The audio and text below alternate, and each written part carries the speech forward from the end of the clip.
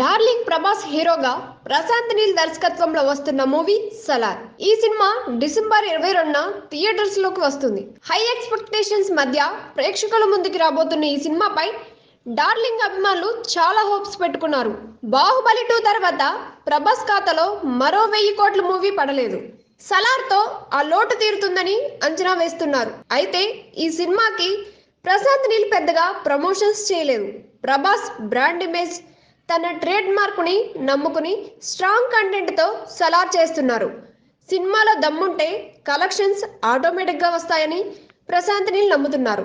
అందుకే ప్రమోషన్స్ పై పెద్దగా ఫోకస్ చేయలేదు. అయితే ప్రభాస్ ముందు ఈ ఏడాది highest opening day collection record Leo రూపంలో ఉంది. ఈ సినిమా మొదటి రోజు ప్రపంచవ్యాప్తంగా 135 కోట్ల గ్రాస్ కలెక్ట్ చేసింది. జవాన్ మూవీ 129.6 కోట్లు అందుకుంది. రీసెంట్గా రిలీజ్ అయిన యానిమల్ 119 కోట్ల గ్రాస్ని టచ్ చేసింది. ఈ 3 సినిమాల్ని బ్రేక్ చేసుకుని టాప్ చైర్లోకి సలార్ రావాలని ఫ్యాన్స్ అయితే కోరుకుంటున్నారు. మరి ఈ రికార్డ్స్ని అందుకోవడం సాధ్యమవుతుందా అనేది చెప్పలేని విషయం. ప్రభాస్కు ఉన్న మాస్ ఇమేజ్తో 100 కోట్ల గ్రాస్ని అయితే అందుకునే ఛాన్స్ ఉంటుంది. గతంలో ప్రభాస్ నుంచి వచ్చిన సాహో, ఆదిపురుష్ 100 కోట్ల గ్రాస్ని సునాయాసంగా అందుకున్నాయి.